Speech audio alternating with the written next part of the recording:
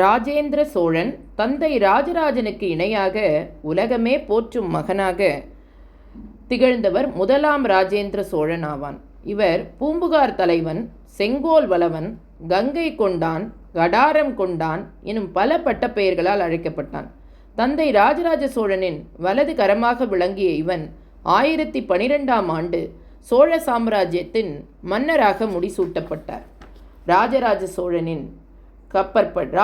சோழனின் கப்பற்படை கடல் கடந்தும் கங்கை வரையும் சென்று வெற்றி கண்ட ஒரே தமிழ் மன்னன் ராஜேந்திர சோழன் மட்டுமே. சோழ மன்னர்களில் தனி சிறப்பு வாய்ந்தவன். அவன் அலைக்கடல் நடுவில் படைக்கலம் நடத்தி பல நாடுகளை வெற்றி பெற்றான். அவன் போர்த்திறம் கண்டு நார்வே, ஜப்பான் முதலிய நாட்டு மன்னர்கள் அவர்களின் வெற்றி சின்னங்களை ராஜேந்திர சோழனுக்கே வழங்கினர். ராஜேந்திர சோழன் கடல் கடந்து சோழர் ஆதிக்கத்தை ஏற்படுத்துவதற்கு முன்பாக ஆட்சி பொறுப்பேற்ற சில ஆண்டுகளில் சோழ படைகளுக்கு தலைமை ஏற்று தமிழகத்தின் வடபகுதியில் இருந்த அரசுகள் மீது படையெடுத்தான். முதலில் கர்நாடகா பகுதியில் இருந்த ரெட்டப்பாடி, வனவாசி, கொல்லிப்பாகை, மணியக்கடகம் ஆகிய பகுதிகளை வென்று சோழரின் மேலாண்மையை ஏற்கச் செய்தான். ஆந்திர பகுதியின் துங்கபத்ரை நதிக்கும் கிருஷ்ணா நதிக்கும் இடைப்பட்ட இடைத்துறை நாட்டை கைப்பற்றினார். சாளுக்கிய படைகளை தோற்கடித்து முன்னேறி இந்தியாவின் கிழக்கு பகுதியில் இருந்த ஒட்டார தேசம், கோசல நாடு, தண்டபுத்தி ஆகிய நாட்டரசனை அடிபணியச் செய்தான். வங்காள நாட்டை ஆட்சி செய்த கோவிந்த சந்தன் என்ற மன்னன் சோழரின் ஆதிக்கத்திற்கு அடிபணிந்தான். இறுதியாக உத்ராலாடத்தை ஆட்சி செய்த மகிபாலனை வென்று சோழர் படைகள் கங்கையை அடைந்தன. தோல்வி கண்ட மன்னர்களை கங்கை நீரை கொணரச் செய்து அந்நீரினால் சோழ சாம்ராஜ்யத்தை புனிதமடையச் செய்தான் ராஜேந்திர சோழன். உலகின் முதல் கடற்படையை தோற்றுவித்த பெருமை ராஜேந்திர சோழனை சாரும். தனது தந்தை ராஜராஜன் காலத்தில் இலங்கையை தோற்கடிக்கப்பட்டிருப்பினும் 5ஆம் மகிதன் சோழரின் ஆதிக்கத்திற்கு எதிராக படைகளை திரட்டியதை அறிந்த ராஜேந்திர சோழன் அவனை வீழ்த்த இலங்கைக்கு தனது கடற்படையை அனுப்பினான். 5ஆம் மகிதன் சோழரின் படைகளை கண்டு பயந்து காட்டில் ஒளிந்து கொண்டான். இலங்கையை வென்று பாண்டியர்களுடைய சுந்தர முடியையும் இந்திரன் ஆரத்தையும் வாளையும் கைப்பற்றினான். போர் யானைகளை ஏற்றிச் செல்லும் அளவிற்கு கப்பல்கள் சோழர் கடற்படையில் இருந்தன என சங்க இலக்கியங்கள் குறிப்பிடுகின்றன. பெரிய கப்பல்களுக்கு சங்காரா என்றும் சோழேந்தி என்றும் பெயரிடப்பட்டிருந்தன. ராஜேந்திர சோழன் கடல் கடந்து கடாரம் வரைக்கும் சென்றே வெற்றி கொண்டான் என கூறுவர்.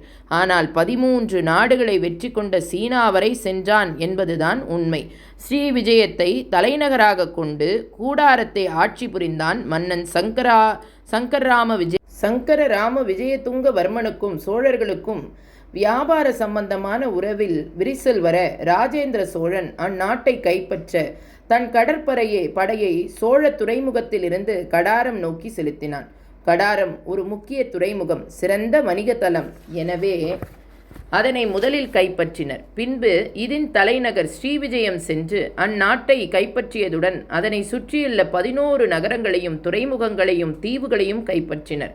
கடாரம், ஸ்ரீவிஜயம், துறைநீர் பண்ணை, மலையூர், மாயிருடிக்கம், இலங்காசோகம், மாப்பாபாலம், மேவிலம்பம், வளையபந்தூர், தக்கோலம், மாதமாலிங்கம், லீலாமுரிசேதம், மாணிக்கவாரம் ஆகிய பகுதிகள் ஆகும். ராஜேந்திர சோழன் கடல் கடந்து கப்பற்படையினால் மேற்குறிக்கப்பட்ட அனைத்து நாடுகளிலும் சோழ பேரரசை நிலைநிறுத்தி அம்மன்னர்களுடன் நட்புறவுடன் இருந்தான். இது அவனது ஆட்சி நிர்வாக திறமையை எடுத்து காட்டுகிறது.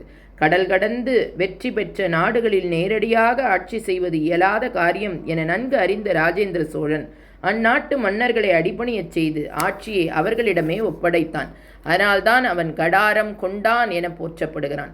கடாரம் அல்லது காழகம் நகரின் சிறப்பு. தமிழர்கள் முதலில் வணிகத்திற்காகவும் வேலைக்காகவும் குடியேறிய பகுதி கடாரமாகும். கடாரம் என்பது சங்க இலக்கியத்தில் காழகம் என அழைக்கப்படுகிறது. இத்துறைமுக நகரில் தாது பொருட்கள் அதிக அளவில் கிடைத்தன. இங்கு தமிழர்கள் இரும்பையும் பொன்னையும் வெட்டி கருவிகளை உருவாக்கும் கலையை நன்கு அறிந்து வைத்திருந்தனர்.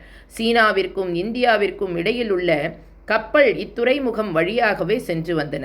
11ஆம் நூற்றாண்டில் சீனர்களின் அச்சுறுத்தல்கள் அதிகமாயின. ஸ்ரீ விஜயத்தை ஆண்ட அரசர்களும் சீன அரசின் கட்டுப்பாட்டில் இருக்க வேண்டிய நிலை ஏற்பட்டது. இதை அடக்க ராஜேந்திர சோழன் தனது கடற்படையை அனுப்பி அவர்களை அடக்கி அடிப்பணியச் செய்து தமிழர்களுக்கு ஆதரவு நல்கினான்.